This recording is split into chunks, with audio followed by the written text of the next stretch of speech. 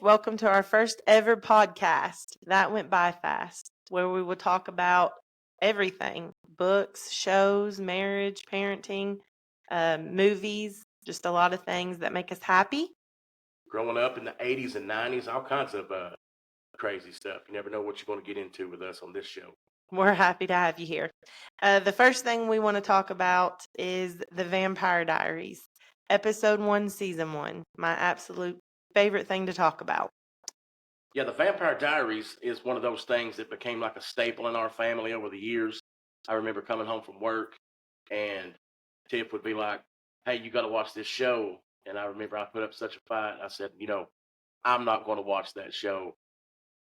This Twilight ripoff. I'm not going to do that. But once she finally made me sit down and watch it, I absolutely fell in love with it, and it's just become a staple of our family over the years. So obviously, our first podcast we're going to do is going over the pilot episode of the Vampire Diaries. And I remember seeing it pop up on my Netflix over and over again. And a lot of friends said, "You need to watch this show, The Vampire Diaries." And I too was like, well, it's going to be like the Twilight, which I like Twilight and all the movies, but I mean, you can only see it so many times. But I finally gave it a chance and fell in love with it automatically. Come home, told Jay he needed to give it a try. And he didn't try it till I was on season 3. Yeah, you were on season 3, and then we had to go back and start me back on season 1. But season 3 is where I actually got hooked, is when we finally made it to season 3. And now would be a good time to say spoiler alert. Yeah, spoiler alert. If you've never seen the Vampire Diaries, you may want to skip these episodes because we're going to spill the beans on everything, baby. Yes, because the first big bean spiller is whenever I finished season 3. That's when I called him and I said, "Okay, I just finished the best episode, the best season finale to any show there ever can be." And stands true to today for me. And so that's what made him want to watch it. And he fell off our couch actually when he seen the end of the season. Yeah, I know we're talking about the pilot episode today, but when we got to season 3, when this certain event happens, I remember standing up and actually screaming at the top of my lungs it was like a mind-blowing moment. And come to find out, throughout this series, there's so many mind-blowing moments that it would just, like I said, become a staple in our family, and it will never be replaced by another show, in my opinion. So, episode 1, my favorite moment of episode 1 would probably be the end of the episode where Ian Salvatore, Damon, comes in and says, "Hello, brother."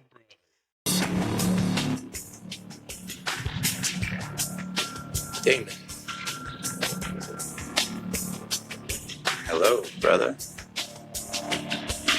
And then I hated him. I thought, why is this guy's going to come in? Which, of course, when you start to watch the show, you know it's going to be about two brothers who fall in love with the same girl. So I knew it was coming, but I hated him. And I have watched the show over and over again. So I started Team Stefan. Then I was Team Damon. Then I was Team Stefan. Then I stayed Team Damon. And now I just love Stefan with Elena. So I don't know. I'm all over the place with it. I just love the show. But that was my favorite. What was your favorite? My favorite part of the pilot episode will always be where they're walking through the graveyard. Nina's walking through the graveyard, or excuse me, Elena's walking through the graveyard at the very first of the show, and all of a sudden, old creeper Stefan shows up, and he's like, "Did you hurt yourself?" And she looks down and notices that she's actually cut her leg, and I guess it's because he smelled her blood before she even smelled it or felt it or whatever. Did you hurt yourself? Did you hurt yourself? Oh, I don't know.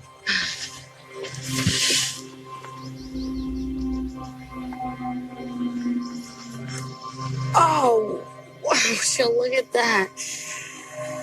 That is not pretty. Are you okay? And at that point, he turns around and you kind of see the change in his eyes, and he hides it from her because he doesn't want her to see it. And that's when I started to realize maybe this ain't the sparkly vampires from Twilight. These guys might be for real. You know what I'm saying? Right. But you gave me that look like cringe because I did the same thing. And whenever Damon did come in, he came in as a crow. Yeah, they did have some corny stuff that they had to work through, which I think every show does. First couple seasons. But yeah, the crow thing I didn't get. But with that, this show is based off of a book series. And I've read 1, 2, and 3, and they shapeshift. So it comes from the book, which the book series is completely different than the show. Like Bonnie, for instance, is redheaded and small and timid, and she's not that at all. Elena's, I think I said Bonnie's redheaded. Elena's blonde-headed, blue-eyed. We know she's not that at all. Stefan can shapeshift into I think it's a falcon or Phoenix or a something. phoenix. And I think Damon is the crow, but that's where that came from. Yeah. Is they tried to stay a little true to that. And I don't know how far the series sticks with the books because I only read 1 through 3. I didn't care for them. Yeah, not fans of the books, fans of the show. I have them because we are fans, so we do have them. They're like on a bookshelf just to look at, but nobody reads them. Yeah, speaking of things that I have Nina's. Okay, so Nina Dobrev, probably said that wrong. I don't know if it's Dobrev, Dobrov. She is Elena. I have her necklace. I have a charm bracelet from the show. The Bourbon's Bond. Brothers Bond Bourbon. Posters, books, pine cone from where we because you can visit Mystic Falls. Mm-hmm. And I found that out by mistake. I was Googling just to be funny one day, Mystic Falls, Virginia, and it pops up Covington, Georgia. So if you didn't know and you are a fan, you can go to Mystic Falls. You can take tours. Go down there and eat at the Mystic Grill. You can go to a shop where they've got all kinds of memorabilia. It's a great little place right outside of Atlanta. So if you're around there and you're a fan of this show or the originals or anything else like that, you can definitely go down there and see where it all happened. So if you are a fan and you do have things like that, let us know what you have. Do you have necklaces, posters, jewelry? Because there's a lot of jewelry. There's lots of rings. If they've got their daylight rings and their necklaces. And so what do you have? Well, back to the show, though, and you asked me just a second ago what my favorite scene was. Another scene that hooked me into the show was the very first opening scene of the pilot. And it's following two probably late teenagers, early 20s people coming home from a concert, going down an old road, that's surrounded by woods and stuff like that. And then some stuff happens, and you just see them meet their demise in a brutal way. And like I said, as a man watching these, teeny bopper shows, I seen how they met their demise going down that road, and I said, well, again, this isn't the Twilight vampires right here. These guys mean business. Yeah, another one of my favorite parts of the show would be how they end it with, they begin it with Stefan. I guess he's writing in his diary, but he's explaining why he had to return to Mystic Falls. And then it ends with both of them saying, "Dear Diary," and they put their events from the day in there. And I think that is just really cool. I really like that because they kind of kept liked it. Yeah, they kind of kept that up through the first couple seasons, didn't they? They'd always end the episodes with them actually writing in their diaries and stuff like that. I'm not sure when they went away from that, but they went back to it. That's another thing, skipping way far ahead with this series. I loved how anything that happened, even in the very beginning, it was brought back up in the very end. Yeah. Nothing went, no stone unturned. Everything was answered, and all the nostalgia, all the everything. It was an interesting, cool, interesting fact about the pilot was, when this aired, it was the most watched episode in the show's absolute history. It aired with 4.9 million viewers. It was also the only episode that was shot in Vancouver, Canada. As we mentioned before, the rest of the series was shot in Covington, Georgia, but the pilot was shot in Vancouver, which is why if you'll watch some of the background scenes in the pilot, you'll notice a big difference between those and when they actually start filming the entire show in Covington. cities and the landscape and stuff like that changes big time. Yeah. Also, another fact that I thought was pretty cool is a lot of the actors tried out for to be Damon and Stefan. The guy who plays Matt, the guy who plays Tyler, Cole, who's from the originals, they all tried out to play Damon and Stefan. And Julie Plex said that she searched high and low, and she waited for Damon's role, and because she couldn't find the right person, and Ian Somerhalder just fit it. And I guess Paul Wesley was kind of in the air, but Nina, who plays Elena, came through and said that she felt the chemistry there between them two. So she was kind of pretty much the one that helped pick Paul Wesley to play Stefan. Well, I could never see anybody playing Stefan other than Paul Wesley. Of course, Mm-hmm. I guess that goes if you'd seen somebody cast as him before Paul Wesley, it probably would have made the same difference. But Damon, Paul Wesley, Cat Graham, Candace King, all those guys, the show was cast perfectly.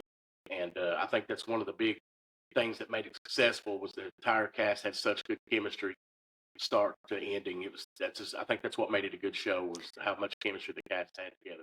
Yeah, Candace King was actually, she plays Caroline, and she was actually not supposed to have such a role in the Vampire Diaries. They were going to kill her off, but they loved her, and she ends up being a finale role. I mean, she's huge. Yeah, she's even made it into the crossovers and stuff like that. Mm-hmm. All of them. So the episode starts. Some kids are driving down the road. They get straight up killed, and then we flip over to like we said, Elena runs into Stefan at school, and then they have the run-in in the graveyard. Where does it go after that? So, Elena's just this mixed up girl whose parents just got killed in a car accident. Her and her brother are living with their Aunt Jenna, and she's kind of all over the place too. I'm not sure of her age, but she's young, so she's unexperienced, just kind of learning the new role that she's got to take care of these two teenagers. And you meet Bonnie for the first time because she is driving Elena to school. So, like Jay said, they all met Stefan. And you learn that her and Elena and Matt had a love connection there. And they just recently broke up. And they've just seen each other for the first time since the summer. And so you meet Matt. And there's a party that night. There's going to be a beginning of the school year party. And they all are planning on going to this party, and Stefan asks Elena if she's going to come, and the whole episode kind of gears around that. They go to the party, and Vicky, who is Elena's little brother Jeremy, his love interest, she gets attacked. And I'm going to be honest, you've got this strange, mysterious guy who is Stefan. And you just meet him. You know he's a vampire. They don't know he's a vampire. But when Vicky was attacked, and again at the beginning of the show, how it first starts, that couple's attacked. So somebody is attacking. You know it's a vampire. And the only one that you know as of now is Stefan. What's crazy is the town always puts it off as an animal attack. Yeah, an animal attack. And you look, and they have a history of all these animal attacks. Man, if that really happened in real life, nobody would ever go to Mystic Falls because you'd have to go in there knowing you're about to get killed by Right, but at this point, they hadn't had them in years. I mean, it had been years since they had any animal attacks. So it's pretty much a whole new generation of kids at this point. So, and you'll learn they do have the founder families, which those guys are starting to, not at this point, not in the first episode, but they catch on to this because it's happened before here. But you've got, I thought, man, he's killing people, and I knew he was supposed to be her love interest. So I was wondering how they were going to tie that in. Maybe she was going to be the girl who saved him from being this bad guy. But anyway, Stefan's playing the role of a teenager, and he's really how old? 150. I think they were 160 something. Don't quote me on that. They was over 150 years old. I always get that mixed up. But anyway, he's been around, and he is not a teenager in high school, but he's playing that role, and he's living with his uncle at Salvatore home. So anyway, the whole episode revolves around. I mean, it's getting to the party, and so everybody meets. They come in, and they're all at the Mystic Grill hanging out. Elena walks in with Stefan to the table where Matt and Caroline and Bonnie are, and they say, "Hey, are you coming to the party tonight?" And Stefan asks Elena if she's going, and Bonnie answers for her, yes, she'll be there because she wants Elena to start moving forward from the death of her parents and get back into her happy self. So that's what the whole episode's kind of getting to, is this party. So they get there, and Bonnie had, at the first of the episode, had told Elena that her grandma, Grams is what she calls her, is crazy. She is telling her that she's a witch, and she said somebody put this woman in a home already. And so Bonnie's obviously doesn't know. We know Bonnie is a witch. She does not know her powers yet. She hasn't had any powers. She didn't know she was a witch at this point. No, she didn't. But she touched Elena at the party, and she says, so everything starts gearing up towards the end of the episode. And that's what caught me, because I was like, okay, yeah, and that's kind of Vampire Diaries trait. You have your episode, and at the end, you're gearing up for more. So Elena touches, this has happened simultaneously because Vicky's being attacked in the woods as Stefan is at the party. So again, I'm still thinking, okay, is he attacking these people? I mean, is she going to be the girl who saves him and brings him back to be a good guy or a good vampire, or what's going on? I really didn't think I knew there was a brother coming, but I didn't think he was going to be showing up yet. I still thought this was Stefan kind of maybe having a slip here and there and getting him some kills in. But Bonnie touches Elena's hand and jerks back. And Elena says, what is it? And she says, I touched you and I seen death. And so Elena kind of looks at her crazy. Bonnie's really confused because she's like, okay, my Grams just told me that, we were witches, and maybe I am a witch. Something weird's going on, because I just felt this crazy feeling, and I seen death. I felt death. And then you've got Vicky being attacked in the woods, and she has been attacked in the neck, bitten. So yeah, all these animals, just so-called people on the neck. That's usually what happens when a deer jumps out at you or something like that. Yeah, and so I think that's a pretty accurate recap of the first. I mean, just the graveyard scene, meeting everybody, kind of getting, getting to know the characters and everything. Yeah. But let me ask you this: what happens if you go up and touch somebody, and all of a sudden you started getting premonitions about stuff about them? How would you handle it? The way Bonnie did, I'd freak out. I'd be like, wait a minute. And if it was my close friend, I would probably say, I just felt this, or I just seen this. But if it wasn't a friend, I'd probably keep that to myself. I'd go around touching everybody, man. I'd want to know what's going on. That'd be a cool. You want to feel death and see death on people? Well, I thought she kind of seen her future. Did she see? No, she feels death. She doesn't see anything. She just feels it. Or sees it. I don't know how she words that. I don't even want to feel my own death, let alone somebody else's. It'd be crazy. Yeah. But yeah, so, and then at the end of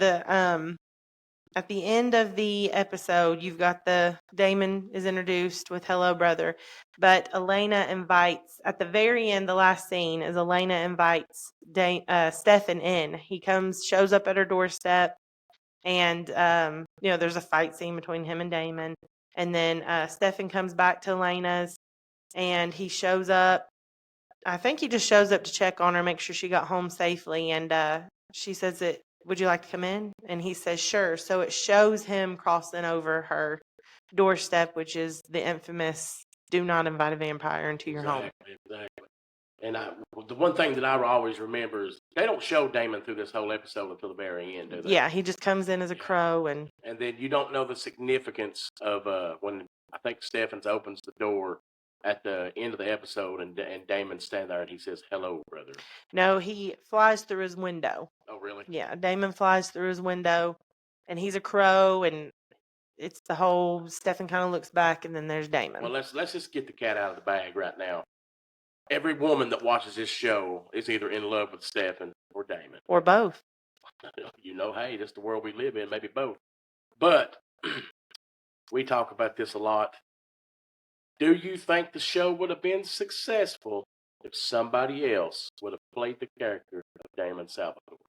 Do you think Ian Somerhalder made that character what it is today? Yes. Why? Is it because he's so hot? Besides his good looks and everything, his smirk, his blue eyes, his everything. No, I don't think. I mean, I've never thought about that because I can't. I can't imagine anybody being Damon. Well, I think it's like this. If you take, the Halloween movies with Michael Myers, the Friday the 13th movies with, Jason, the Nightmare on Elm Street movies with Freddy without the glove, Jason without the hockey mask, Michael Myers without the white mask. I don't think any of it works as well as it did. I think you had to have all that stuff come together, and that's just what made, everything happen that, made it good. So just like with those 3 movies that everybody loves, I don't think the Vampire Diaries would have been as successful if not for, Ian Somerhalder playing the character of Damon, because he made that character into what everybody loves. Like, whether if you lust over it or love it, he made the character. I agree. And I feel that way about all of them. I think Paul Wesley, I can't imagine anybody else being him. That's the case. And spoiler alert, going forward, Elena leaves the show after season 6. I think the show still was good, even with her gone, because Ian and Stefan still had that combination, that bond together, and the show was still good even without her. They decided to end it after season, was it 8, season 8? So, but still, even with Nina Dobrev leaving after season 6, because Ian Somerhalder had made that character into what it was, the show still worked, even without one of the main characters in the show. Yeah, I mean, I can agree with that, but you have that, and I would be interested to see where that lays, because there is so many people that love the love between the 3. I mean, I loved the love story part, and when Nina was gone, when Elena left the show, when she was gone, I waited for her to come back over and over, and I kept thinking, okay, this is going to be it. They're going to bring her, because I knew they were going to bring her back eventually. I read too many spoiler alerts, too many articles where Julie Plex said she would be back, whether it be however it was coming. She said that the door's open, she can come through whenever she wants to. Yeah. But I don't know, it's skipping way far ahead. I didn't like the end of the series as much as I did the beginning of the series. Oh, no doubt. Yeah. So, but I will say this.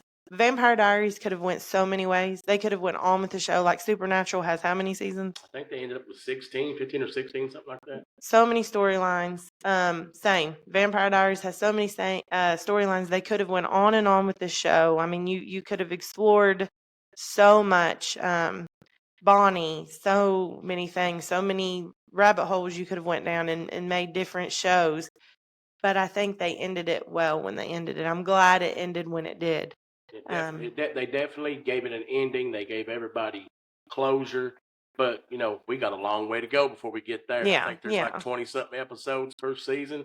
And definitely, if you're a fan of the Vampire Diaries, feel free to email us or anything you'd like to talk about. If we got anything wrong. If we get anything wrong, because, hey, we're just 2 people sitting around, starting up a new hobby. And as big as fans as we are, right now it's probably playing in my bedroom because we leave it on for our dogs. Yeah, even our dogs. Yeah, I'll tell them I'm putting the Vampire Diaries on when we leave. We've seen it so many times that I can quote it when it's on the TV, but I get it all mixed up. So I might have mixed up. Yeah, we're such fans of the vampire genre. We start getting it mixed up with Twilight, anything. So if we get something wrong, don't hate us for it. Just, email us and say, hey, you got this wrong, and we'll come back on and correct it, because at the end of the day, we're just trying to have fun and talk about something we love as a family together here. So your favorite character? My favorite character? Lexi, baby. Come on. Oh, yeah. She ain't in the pilot episode, but she's in my pilot episode. You heard me? Okay, so obviously I love Ian, he loves Lexi.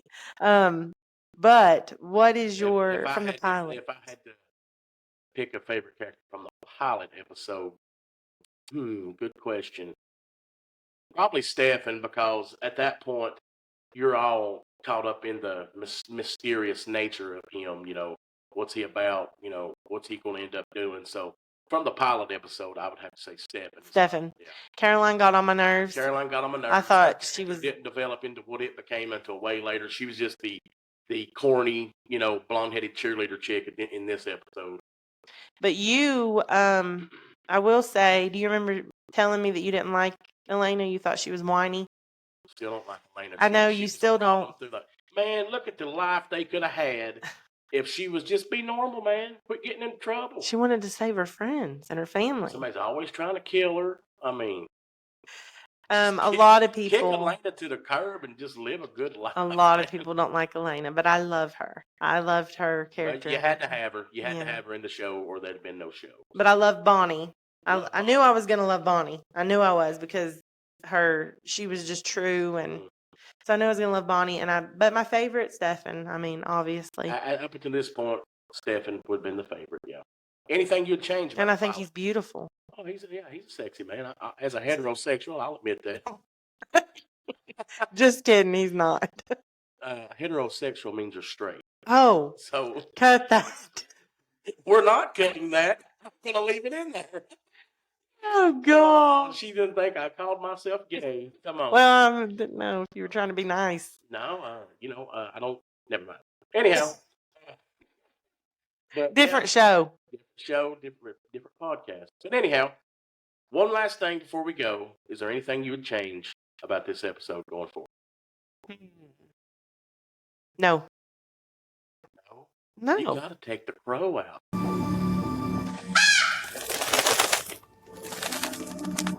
But it goes. No, it does nothing to do with the show. Nowhere in this show does a crow make any difference. Okay, I take the crow out. And the fog. The fog was very.